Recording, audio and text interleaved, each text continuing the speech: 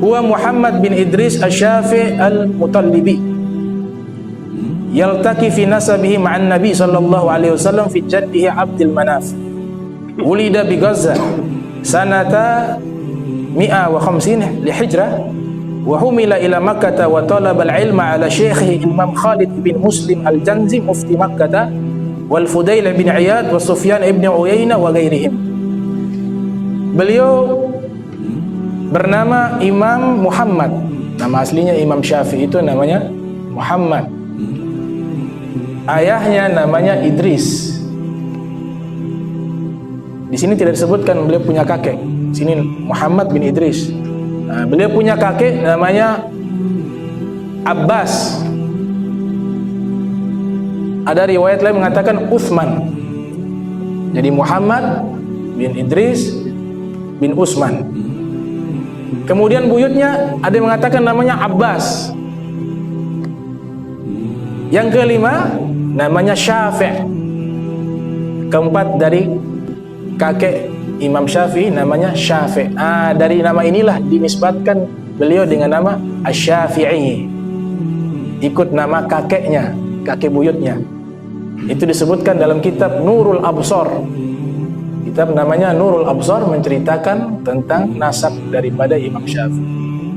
Nah, beliau punya nasab ternyata kalau diteliti sejalur dengan nasab Rasul sallallahu alaihi wasallam. Ini disebutkan yaltaqi fi nasabihi ma'an Nabi sallallahu alaihi wasallam fi jaddihi Abdi Manaf. Beliau punya nasabnya bertemu dengan Nabi sallallahu alaihi wasallam di sisi kakeknya Nabi yang bernama Abdul Manaf. Rasulullah punya nama Muhammad bin Abdullah bin Abdul Muttalib bin Hashim bin Abdul Manaf. Nah, ini Abdul Manaf ini nasab dari Imam Syafi'i sampai ke sini. Abdul Manaf. Yang luar biasa, sebelum Imam Syafi'i lahir ke muka bumi ini, Nabi sudah menceritakan akan muncul seorang ulama. Kata Nabi dalam hadis, alimu Quraisy yamla'u tibaqil ardi ilma. Akan muncul seorang alim dari bangsa Quraisy. Dia penuhi lapisan bumi ini dengan ilmu, kata Nabi Muhammad SAW.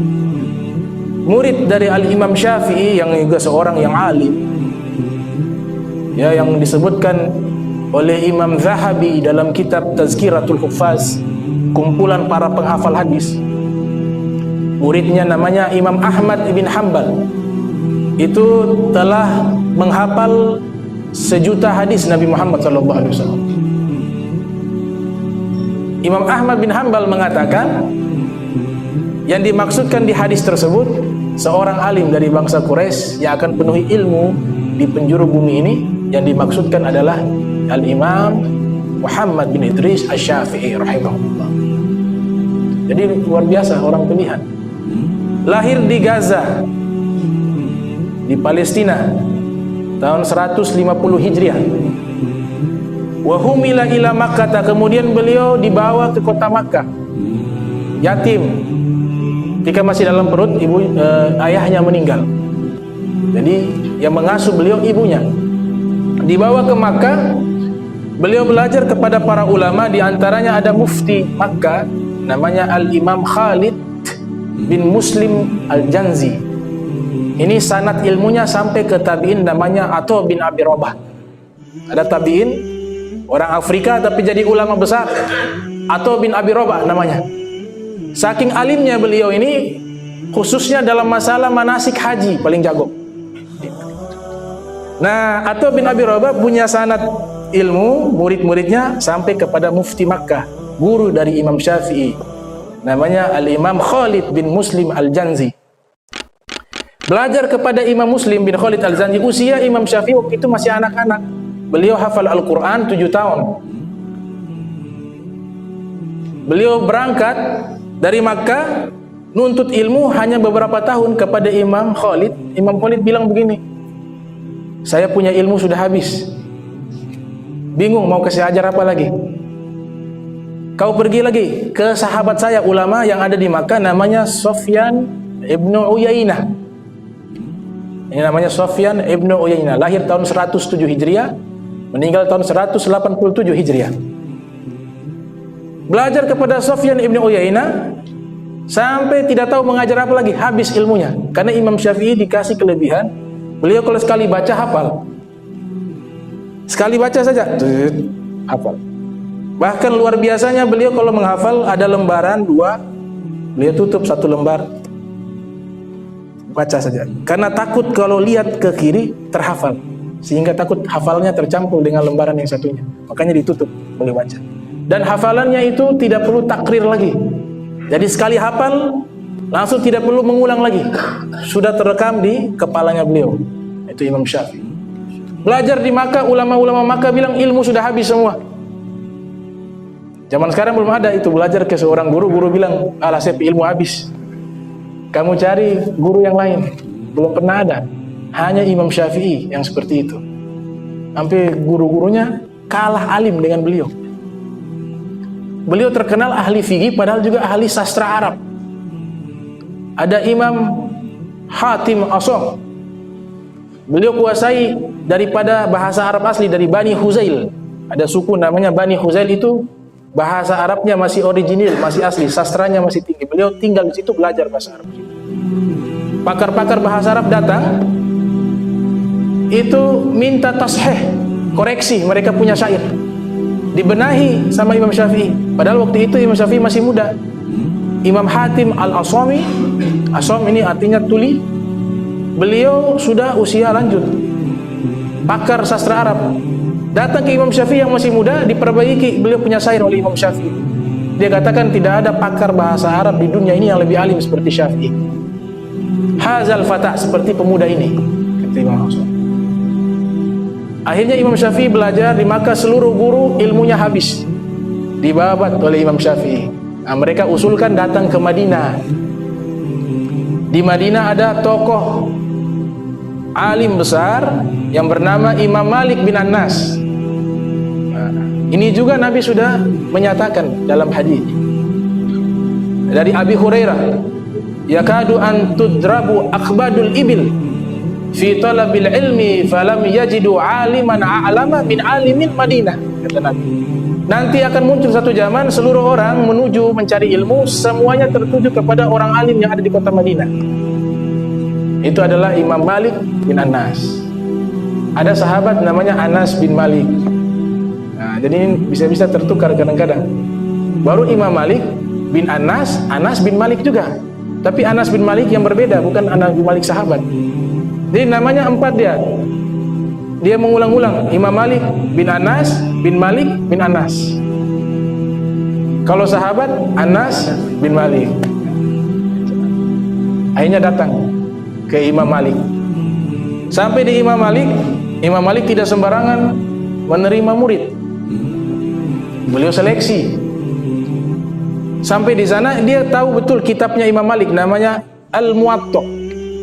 Imam Malik katakan, sanaftu hazal kitab wa aradtuhu ala 70 faqihan min fuqaha'il Madinah wa kulluhum wata'uni ay wafaquni fasammaituhul Muwatta.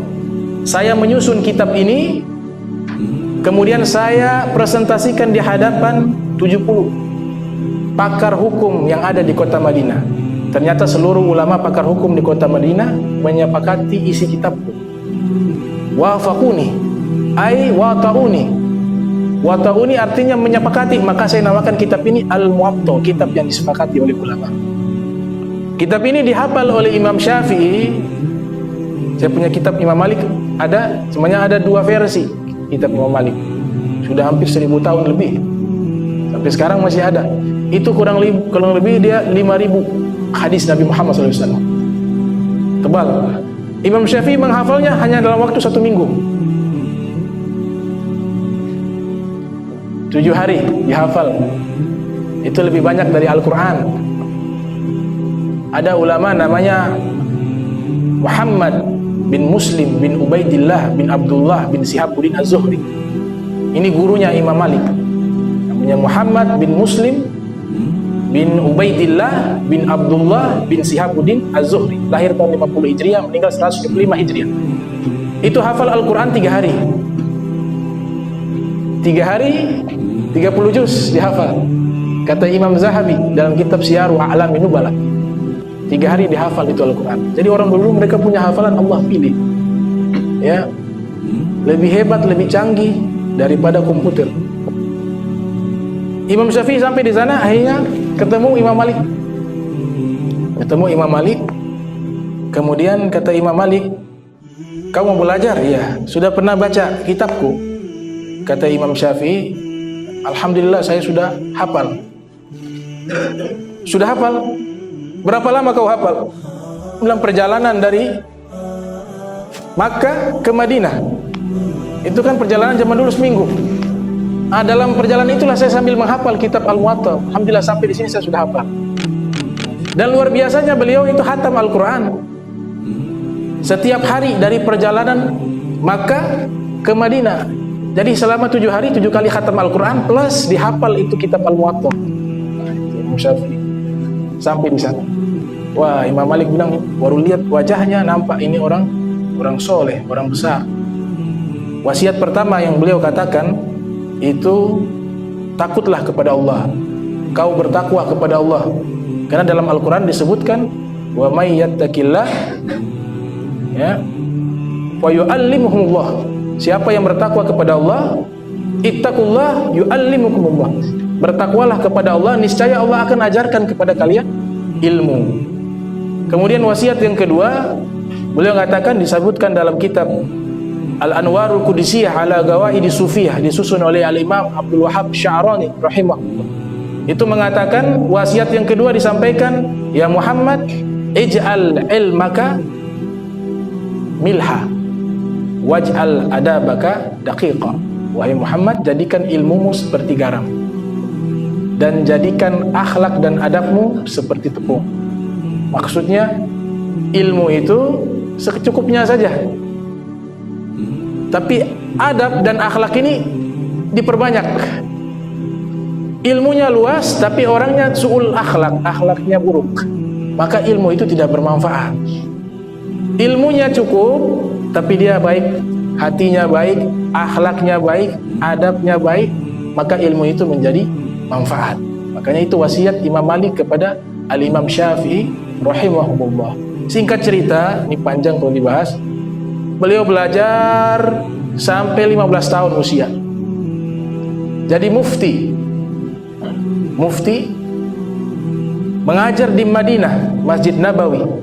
Imam Malik memberikan izin untuk mengajar. Beliau waktu mengajar, Imam Malik perhatikan, sembunyi di balik satu tiang, memperhatikan bagaimana cara mengajarnya Imam Syafi'i. Dilihat, Masya Allah, luar biasa Imam Syafi'i mengajar. Akhirnya Imam Malik ukir itu tulisan di tiang tersebut. Man arada, ya, bil ilmi nafis fa'alaihi bi Muhammad bin Idris. Siapa yang ingin ilmu agama yang suci dan berharga, maka dia harus belajar kepada Muhammad bin Idris. Itu Imam Malik tulis. Lihat guru sama murid begitu hubungannya. Masya Allah, ditulis. Selesai pengajian keluar, orang-orang lihat ini ada tulisan. Siapa yang ingin ilmu yang suci, yang bersih, yang berharga, maka hendaklah belajar kepada Muhammad bin Idris. Imam Syafi'i tahu, oh ini yang menulis gurunya Imam Malik.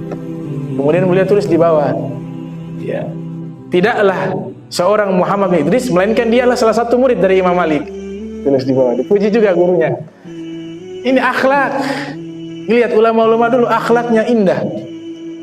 Akhlaknya nabawiyah, akhlaknya Nabi Muhammad SAW.